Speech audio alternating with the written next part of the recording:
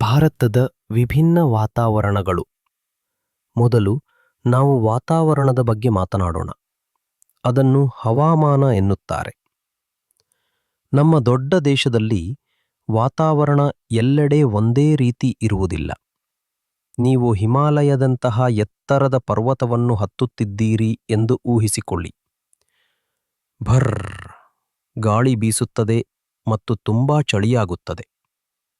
ಈಗ ನಾವು ಸಮುದ್ರದ ಸಮೀಪವಿರುವ ಉದ್ದವಾದ ಕರಾವಳಿಯ ಬಳಿ ಇದ್ದೇವೆ ಎಂದು ಊಹಿಸಿಕೊಳ್ಳಿ.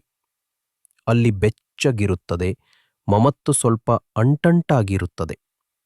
ಭಾರತದ ಕೆಲವು ಭಾಗಗಳಲ್ಲಿ ಬಹಳಷ್ಟು ಮಳೆಯಾಗುತ್ತದೆ ಮತ್ತು ಎಲ್ಲವೂ ಹಸಿರಾಗಿರುತ್ತದೆ.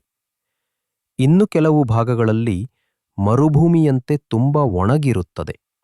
ಭಾರತವು ಎತ್ತರದ ಪರ್ವತಗಳು, ಸಮತಟ್ಟಾದ ಬಯಲುಗಳು ಮತ್ತು ಉದ್ದವಾದ ಕರಾವಳಿಯನ್ನು ಹೊಂದಿರುವುದರಿಂದ ಇದು ಅನೇಕ ಬಗೆಯ ವಾತಾವರಣವನ್ನು ಹೊಂದಿದೆ. ಹೀಗೆ ವಿವಿಧ ಸ್ಥಳಗಳಲ್ಲಿ ದೀರ್ಘಕಾಲದವರೆಗೆ ಇರುವ ಈ ವಾತಾವರಣದ ಮಿಶ್ರಣವೇ ಭಾರತದ ಹವಾಮಾನ.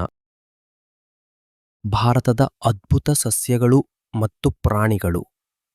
ಈಗ ಎಲ್ಲಾ ಜೀವಿಗಳ ಬಗ್ಗೆ ಮಾತನಾಡೋಣ.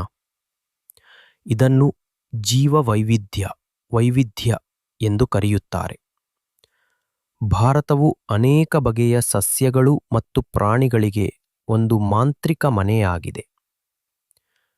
ನಾವು ಆಳವಾದ ಹಸಿರು ಕಾಡಿನೊಳಗೆ ನಡೆದರೆ ಎತ್ತರದ ಮರಗಳು, ಸಣ್ಣ ಪೊದೆಗಳು ಮತ್ತು ಬಣ್ಣ ಬಣ್ಣದ ಹೂವುಗಳನ್ನು ನೋಡಬಹುದು. ಮೇಲೆ ನೋಡಿ, ಆಕಾಶದಲ್ಲಿ ಎತ್ತರಕ್ಕೆ ಹಾರುವ ಸುಂದರ ಪಕ್ಷಿಗಳನ್ನು ನೀವು ನೋಡಬಹುದು. ನೀವು ತುಂಬಾ ನಿಶ್ಶಬ್ದವಾಗಿದ್ದರೆ ಬಲಶಾಲಿಯಾದ ಕಾಡೆಮ್ಮೆ ಅಥವಾ ಶಾಂತವಾದ ಜಿಂಕೆ ಅತ್ತಿತ್ತ ಓಡಾಡುವುದನ್ನು ಸಹ ನೋಡಬಹುದು. ನೀರಿನಲ್ಲಿ ಹೇಗಿರುತ್ತದೆ? ನದಿಗಳು ಮತ್ತು ಸಮುದ್ರಗಳು ಈಜುವ ಮೀನುಗಳಿಂದ ತುಂಬಿವೆ. ಪ್ರತಿಯೊಂದು ಪ್ರಾಣಿ ಮತ್ತು ಸಸ್ಯಕ್ಕೂ ವಾಸಿಸಲು ಇಷ್ಟಪಡುವ ತನ್ನದೇ ಆದ ವಿಶೇಷ ಮನೆ ಇದೆ.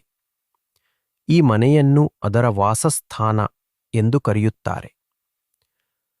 ಪಕ್ಷಿಯ ವಾಸಸ್ಥಾನವು ಮರದ ಮೇಲಿನ ಗೂಡು ಮತ್ತು ಮೀನಿನ ವಾಸಸ್ಥಾನವು ನೀರು. ಭಾರತದಲ್ಲಿ ಅನೇಕ ವಿಭಿನ್ನ ವಾಸಸ್ಥಾನಗಳಿವೆ. ಅದಕ್ಕಾಗಿಯೇ ನಮ್ಮಲ್ಲಿ ಇಷ್ಟೊಂದು ಅದ್ಭುತ ಪ್ರಾಣಿಗಳು ಮತ್ತು ಸಸ್ಯಗಳಿವೆ. ನಾವು ಯಾವಾಗಲೂ ದಯೆಯಿಂದಿರಬೇಕು ಮತ್ತು ಅವೆಲ್ಲವನ್ನೂ ಕಾಳಜಿ ವಹಿಸಬೇಕು.